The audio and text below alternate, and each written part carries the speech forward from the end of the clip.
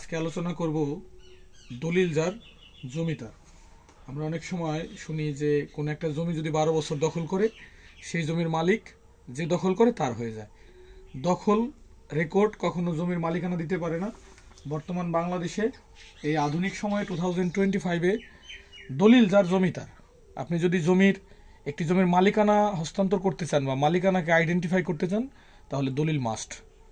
এখন কেউ প্রশ্ন করতে পারেন, যদি রেকর্ডীয় সম্পদ হয়? হ্যাঁ, যদি রেকর্ডীয় সম্পদ হয়, সেই ক্ষেত্রে আপনি যার কাছ থেকে ওয়ারিশ পাচ্ছেন তার দলিল থাকতে পারে অথবা তার রেকর্ড থাকতে পারে, সেটা হতে পারে। মূলত কেনা বেচার ক্ষেত্রে বা যে কোনো সেক্টরেই দলিল যার জমি তার, ডিপেন্ডস অন ডিডস।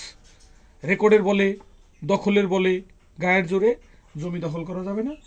তাই বর্তমান সময়ে এই সময়ে ভূমিদস্যুদের হাত থেকে জমি বাঁচানোর জন্য বাংলাদেশ সরকারের একটি যুগান্তকারী পদক্ষেপ হচ্ছে দলিল যার জমি তার। পার্লামেন্টে ওই বিষয় নিয়ে আলোচনা হয়েছে। এখন থেকে আপনি জমি কিনতে গেলে, বিক্রি করতে গেলে দলিলকে ফোকাস করবেন। সেটা হতে পারে মূল দলিল অথবা বায়া দলিল হতে পারে। এরপর আনুষঙ্গিক আপনার আরও যত পেপারস আছে, আপনি সেই পেপারসগুলোকে শো করতে পারেন। দলিলের বিকল্প কিছুই হবে না।